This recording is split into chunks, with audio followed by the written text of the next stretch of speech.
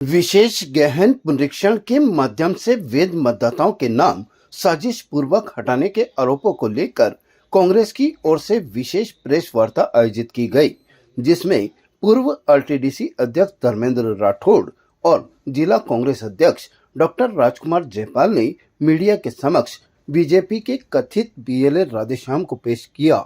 राधेश्याम ने मीडिया के सामने दावा किया कि उसे यह तक जानकारी नहीं कि उसे बीएलए बनाया गया है और जिन आपत्ति पत्रों पर उसके हस्ताक्षर बताए जा रहे हैं वे उसके नहीं है। कोई साइन करेगी कोई फॉर्म पे निर्वाचन? ना फॉर्म आया ना कोई बात, कोई साइन भी नहीं करे। आपका नाम? मेरा नाम राधेश्याम। और आपको वहाँ पे निर्वाचन आयोग बुलाया गया इलेक्शन ऑफिस? कभी गया ही नहीं। और वो साइन जो करे जो आपकी भाग संख्या में मोनिका बीएलओ के? मैंने किसी के पे कोई से फॉर्म पे कोई फॉर्म ही नहीं आया मेरे पास साइन के लिए। और ना आप गए? ना मैं गया।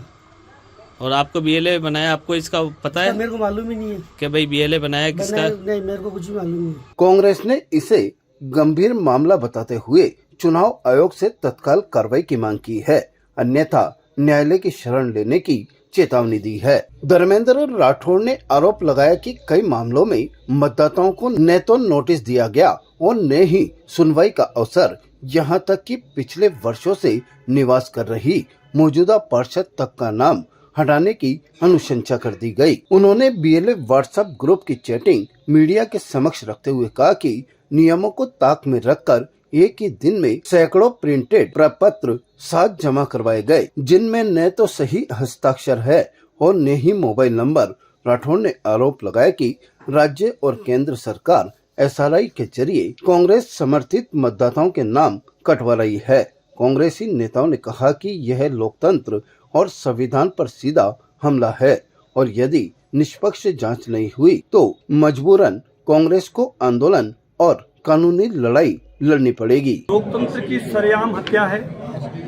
राहुल गांधी जी जो कह रहे थे कि ये मोदी सरकार वोट चोरी कर रही है और वोट चोरी से बनी है, ये 400 पार का जो नारा दिया था, ये तो अच्छा रहा कि 240 पे रह गए, वरना ये तो देश का संविधान को तार तार कर देते। अभी भी ये देश के संविधान के साथ छेड़खानी कर रहे हैं। बाबा साहब ने संविधान बनाया था बहुत सोच के समझ के, बहुत गहन स्टडी करके, कई मीटिंग के बाद में कि गरीब का और अमीर का वोट का अधिकार एक है, बराबर का अधिकार है। महिला हो पुरुष हो, उसको एक वोट का अधिकार है। दुनिया के बहुत से देशों में महिलाओं को वोट का अधिकार बाद में मिला, बराबर का, लेकिन भारत देश पहला देश है दुनिया में जिसमें महिला को पुरुष को, राजा को रंग को और अमीर को गरीब को सबको एक वोट का अधिकार दिया। ये कांग्रेस पार्टी की देन है और ये बाबा साहब भीमराव अंबेडकर जी की सोच है। लेकिन दुर्भाग्य से जब से 11 साल मोदी सरकार को सत्ता में आए हो गए, वो लोकतंत्र की चुन चुन के हत्या कर रही है, सरकारें गिरा रही है, खरीद फरोख्त हो रही है और क्या क्या नहीं हो रहा है। और सबसे बड़ा हमला जो हमारा वोट का अधिकार है उस पे हो रहा है।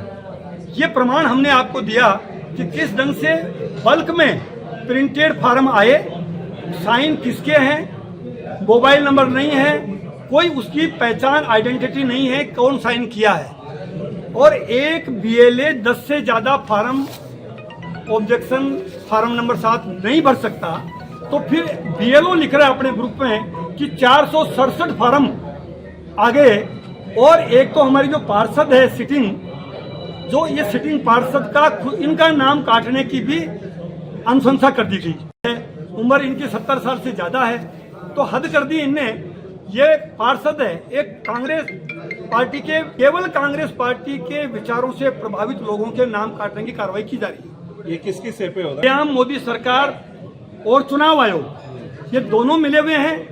और चुनाव आयोग पर हम गंभीर आरोप लगाते हैं कि जब राहुल गांधी कह रहे हैं कि वोट चोरी हो रही है और चुनाव आयोग उनको एफिडेविट की बात कर रहे हैं, हमने अब सबूत दे दिए कि तुम्हारा चुनाव आयोग का एक हिस्सा बीएलओ वो अपने ग्रुप में डाल रहा है कि ये फर्जीवाड़ा हो रहा है, इसकी जांच होनी चाहिए। अब तक चुनाव आयोग ने जांच नहीं कराई।